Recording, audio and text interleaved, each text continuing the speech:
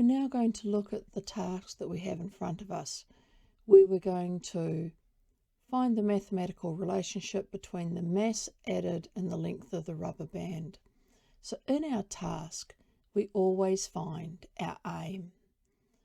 And to find the aim is you look for the words to find and you copy that and paste it into the aim. And for us, it's already been pasted there this time. Also in your aim is you find your independent variable, or what we change, and the dependent variable, or what we measured. So in this case, the mass is what we changed, and the length of the rubber band is what we measured.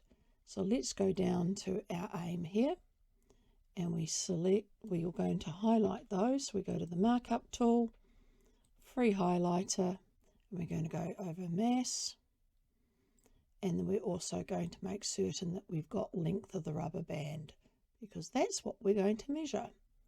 Okay, so independent, and go back to our text box, independent variable, this is the variable we are changing. So we're going to be changing the mass.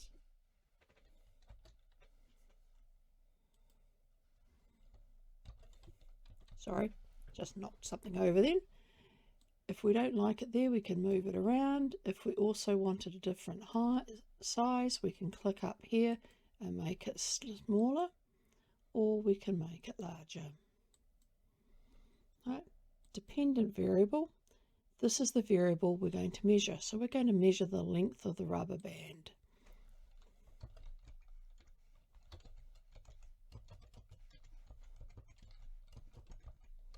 And sometimes you might even think about putting the units here. No, so it's up to you. Now the range, this is how heavy the mass you want to put on.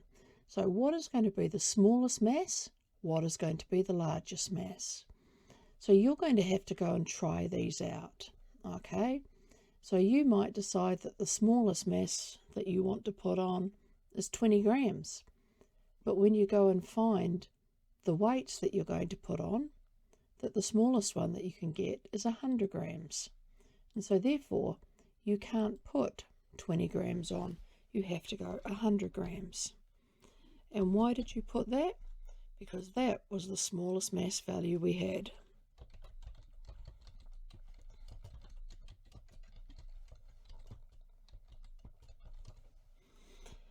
Your biggest one, all right, you could choose, we need to be doing 5 different trials.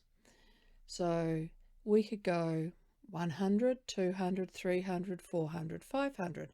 So the biggest value could be 500. We could choose to go 200. So this could be 200. So then we go 200, 400, 600, 800, 1000. So that could be 1000. Our intervals is the steps we go up. So if we go 100, 200, 300, our interval is 100 grams. If we go 200, 400, 600, 800, our interval is 200 grams. If we go 300, 600, 900, 1200, 1500, our interval is 300 grams. So this biggest value, you are going to have to try and see what is the biggest amount of weight you can reasonably get onto your rubber band before you stretch it out of shape or you break it. Accuracy of measurements is looking at the techniques to improve your accuracy. You've got to give specific details on how this relates to this particular information. So when you set the ruler up at the top, do you set the top of the ruler to where the top of the rubber band is, or do you set the 0 mark to the top of the rubber band? All right. When you're measuring your mass, where are you measuring it? Do you have your eye above the mark and you're reading down onto the ruler? Or do you have your eye level with where you want to read? This does make a difference. Are you measuring in the smallest units you can measure in? Or do you just measure to the nearest centimetre? Or are you going to measure to the nearest millimetre? Other variables we control, this is the variables that if you didn't control them, they would make a big difference to your experiment and the results that you got. So what happens if your rubber band snaps? Do you just go and get another rubber band? Would that rubber band have the same stretchiness as the first rubber band? Probably not. So it's important to use the same rubber band. Where I measure and where somebody else measures could be different. So we probably want to have the same person measuring. So this way they keep the measuring position the right. Do we want to go and suddenly change the amount of weights that we're putting on?